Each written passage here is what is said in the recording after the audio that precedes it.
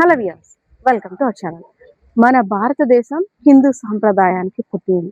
ఎంతో మంది దేవతామూర్తులు విశిష్ట పూజలు అందుకుంటుంటారు. అందులో భాగంగానే శ్రీశైలంలో భక్తులందరికీ కూడా దర్శన భాగ్యాన్ని కల్పిస్తున్నటువంటి ఇష్టకామేశ్వరి ఆలయం.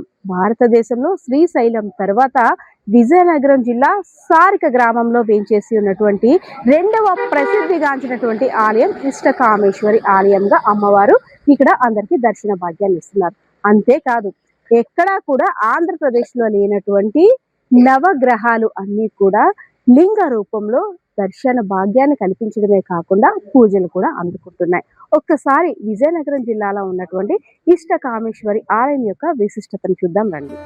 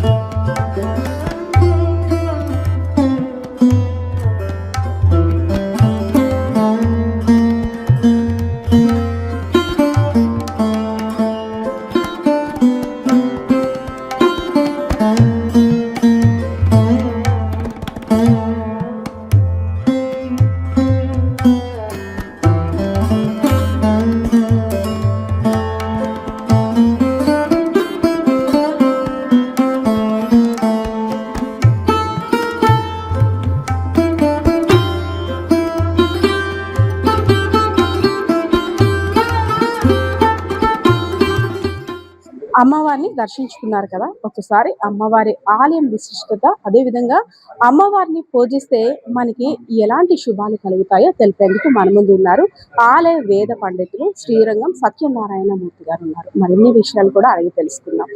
మంత్రి గారు నమస్తే అండి. ఇష్టకామేశ్వరి ఆలయం విజయనగరం జిల్లాలో రెండవ ప్రసిద్ధిగాంచిన ఆలయం ఉండటం నిజంగా విజయనగరం ప్రజల యొక్క అదృష్టంగా భావించవచ్చు. ఎందుకంటే మన భారతదేశం సకల దేవతలకి పుట్టినిల్లు. మన హిందూ సాంప్రదాయ ప్రకారం అమ్మవారికి అంటే అమ్మవారిని విశిష్టంగా పూజిస్తుంటాం. సో అందులో భాగంగా ఇష్టకామేశ్వరి అమ్మవారి ఆలయం అంటే ఏంటి, అమ్మవారి యొక్క విశిష్టత? ఓం జాయేత్ కామేశ్వరీ దేవీ రత్న సింహాసనస్థితాః సువర్ణాలంకార సంయుక్తమీశ్వరీ మాం కులదేవతాం. శ్రీమాత్రే నమః. శ్రీ గురుభ్యో నమః. కామం అనగా కోరిక, ఇష్టం అనగా ఇష్టపూర్వకంగా కోరికలు తీర్చే తల్లి కాబట్టి ఇష్టకామేశ్వరిగా కొలువై ఉంది. ఈ ఇష్టకామేశ్వరి అమ్మవారి విశేషమైన కనుక భారతదేశంలో శ్రీశైలం నల్లమల్లి అడవిలో స్వయంగా కొలువై ఉన్న శ్రీ ఇష్టకామేశ్వర అమ్మవారు అదే రూపంలో ఇక్కడ అమ్మవారు చతుర్భుజులై ఒక రూపంలోని ఒక చేతిలో శివలింగము, ఒక చేతిలో రుద్రాక్షమాలతో అమ్మవారు భక్తుల కోరికల్ని తీరుస్తుంది కాబట్టి ఇష్టకామేశ్వరి దేవిగా ఇక్కడ అమ్మవారు ప్రసిద్ధి చెందే ఉన్నారు. అలాగే ఇక్కడ భక్తులు 50 మంది కూడా అమ్మవారిని కోరికలన్నీ కూడా నెరవేరుతున్నాయి. వివాహము, సంతానం కోసం, ఉద్యోగం కోసం కోరుకున్న కోరికలన్నీ కూడా నెరవేరుతున్నాయని భక్తులందరూ కూడా ప్రగాఢంగా విశ్వసిస్తూ ఉంటారు. ఆషాఢ మాసం అనేసరికి వారాహి అమ్మవారు, అదేవిధంగా శ్రావణ మాసం అనేసరికి వైభవ లక్ష్మీదేవిని పూజిస్తుంటాం. అదేవిధంగా ఇష్టకామేశ్వరి అమ్మవారికి అతి ప్రీతికరమైన మాసం, అదేవిధంగా వారం, అమ్మవారికి ఇచ్చే నైవేద్యం ఏ విధంగా ఉంటుంది? విశేష మాసం వైశాఖ మాసం. ఈ మాసంలో అమ్మవారికి చాలా విశేషము. అలాగే అమ్మవారికి ప్రతి గురువారము, ప్రతి ఆదివారము చాలా విశేషము. అమ్మవారికి ప్రీతికరమైన నైవేద్యము శనివడి, వడపప్పు, పానకం, ఈ 3 కూడా అమ్మవారికి చాలా ప్రీతికరమైనవి. అమ్మవారికి విశేష అలంకరణ అర్చనలు కూడా ప్రతి లక్షవారం కూడా అమ్మవారికి జరుగుతూ ఉంటాయి. ఈ ఆషాఢ మాసంలో కూడా అమ్మవారి విశేషంగా ఈ నెలలో మనం శాకాంబరి అమ్మవారిగా అలంకారం చేస్తున్నాము. ఆగస్టు 9వ తారీఖున అమ్మవారు శాకాంబరి అలంకారంతో విశేష దర్శనమిస్తారు. భక్తులందరూ కూడా అమ్మవారిని దర్శించవలసిందిగా ప్రార్థిస్తున్నాము. అంటే ప్రతి అమ్మవారికి కూడా మనం కోరిన కోరికలు నెరవేరాలనేసి ప్రత్యేక పూజలు నిర్వహిస్తుంటాం. అందులో భాగంగానే ఒక్కొక్కసారి సంతోషమాత అమ్మవారు అనేసరికి పొద్దున్నంతా ఉపవాసం ఉండం, పులుపు తినకుండా కొన్ని నియమ నిబంధనలు కూడా ఉంటుంటాయి. అలాగా అమ్మవారిని దయ మన ముందు ఉండాలంటే, మన మీద ఉండాలంటే ఎలాంటి వ్రతాన్ని గాని, లేదంటే ఇన్ని వారాలు మొక్కుకుంటే అమ్మవారి యొక్క శుభం మనకి ప్రాప్తి కలుగుతుంది అంటే ఎన్ని వారాలు పూజలుంటాయండి? అమ్మవారికి విశేషంగా ఆదివారం కానీ లక్షవారం కానీ 4 ఆదివారములు కానీ 4 లక్షవారములు కానీ ఇంత శనివడి వడపప్పు పానకం పెట్టి అమ్మవారి ప్రదక్షిణలు 16 ప్రదక్షిణలు చేస్తే తప్పనిసరిగా ఈ 4 వారాలు పూర్తయ్యేసరికి వారి కోరిక నెరవేరుతుందని ప్రజలందరూ కూడా భక్తులు మంది కూడా విశేషంగా విశ్వసిస్తున్నారు. మన ఆంధ్రప్రదేశ్‌లో ఎక్కడా లేనటువంటి అంటే నవగ్రహ పూజ అనేసరికి నవగ్రహాలు వేరేగా పూజిస్తుంది. కానీ ఎక్కడా లేనటువంటి జ్యోతిర్లింగాల టైప్‌లో నవగ్రహాలు కూడా అక్కడ ఉన్నాయి. ఏంటి సార్ ఇక్కడ అలా ప్రత్యేకంగా ఉండడానికి గల కారణం? ఆదిత్యాయ సోమాయ మంగళాయ బుధాయ చ గురు శుక్ర శనిభ్యస్య రాహవే కేతవే నమః. మనకి నవగ్రహాలు 9 కూడా ఈ ఆంధ్రప్రదేశ్లో ఎక్కడ చూసినా నవగ్రహ రూపంలోని నవగ్రహాలు ఉంటాయి. ఇక్కడ లింగ రూపంలోని నవగ్రహ లింగ రూపంలోని ఇక్కడ ప్రతిష్ఠ జరిగింది.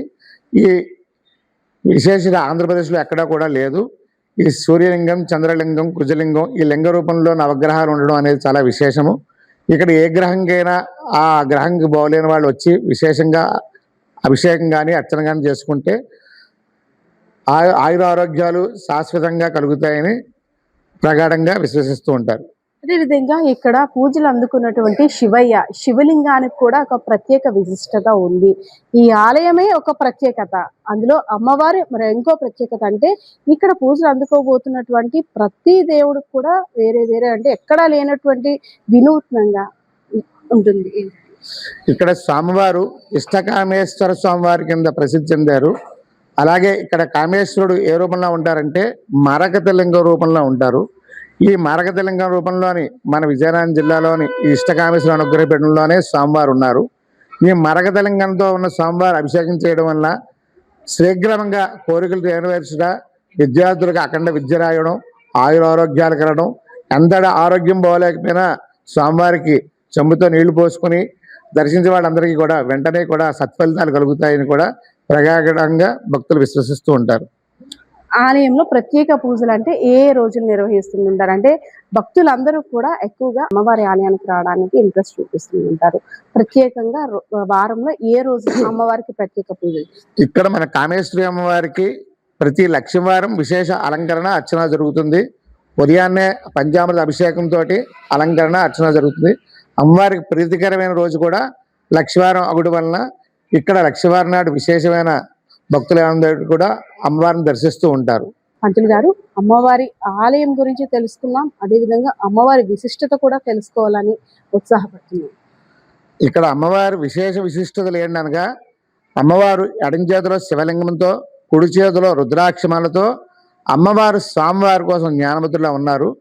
కొంతకాలం అమ్మవారు అలా ధ్యానం చేసిన తర్వాత పరమేశ్వరుడు ప్రత్యక్షించి అమ్మవారి కోరికలన్నీ కూడా నెరవేర్చాడు. అందుకని అమ్మవారి కోరికలన్నీ కూడా నెరవేరాయి కాబట్టి అమ్మవారు భక్తులు కోరిన కోరికలు కూడా అన్నీ కూడా నెరవేర్చాలని చెప్పి ఇక్కడ అమ్మవారు స్థిర నివాసంలో ఇక్కడ ఉన్నారు. భక్తులు ఏమైనా మంది కూడా అమ్మవారిని మనస్ఫూర్తిగా 16 ప్రదక్షిణలు చేసి శనివిడి వడపప్పు పానకం నైవేద్యం నివేదన చేసి ఏ కోరికలు కోరుకున్నా కూడా అమ్మవారికి ఆ కోరికలు తీరుస్తుందని చెప్పి ఇక్కడ విశిష్టత. పంతులు గారు, ఇక్కడికి భక్తి భావంతో వచ్చే భక్తులందరూ కూడా అమ్మవారిని పూజించిన తర్వాత గోమాతల్ని కూడా ప్రత్యేకంగా పూజిస్తూ ఉంటారు. సో ఏంటి అమ్మవారిని పూజించిన తర్వాత గోమాతకు కూడా పెట్టవలసినటువంటి నైవేద్యం సమర్పించాలి. మనకి భారతదేశ సాంప్రదాయంలోని తల్లి తండ్రి దైవం ఎలాగో గోమాత కూడా మనకి సంస్కృతిలో అలా కొలవే ఉందమ్మా. మేము కూడా శ్రీ ఇష్టకామేశ్వరి అనుగ్రహపీఠం ద్వారా గోమాతని జాతీయ జంతువు కింద ప్రకటించాలని మనస్ఫూర్తిగా కోరుకుంటున్నాం. దీని మీద మన ప్రభుత్వాలు, మన మఠాలు, పీఠాలు కూడా అందరూ కూడా స్పందించి గోమాతను జాతీయ జంతువు కింద ప్రకటించే వరకు కూడా మన హిందువులందరూ కూడా ఒక ఐక్యమత్యతో ఉండాలని చెప్పి మనస్ఫూర్తిగా కోరుకుంటున్నానమ్మా. అమ్మవారి అనుగ్రహం వల్ల అతి త్వరలోనే ప్రభుత్వాలు అన్నీ కూడా వీటి మీద ఒక నిర్ణయం తీసుకుంటే బాగుంటుందని మా పీఠం తరపున కోరుకుంటున్నాం తల్లి.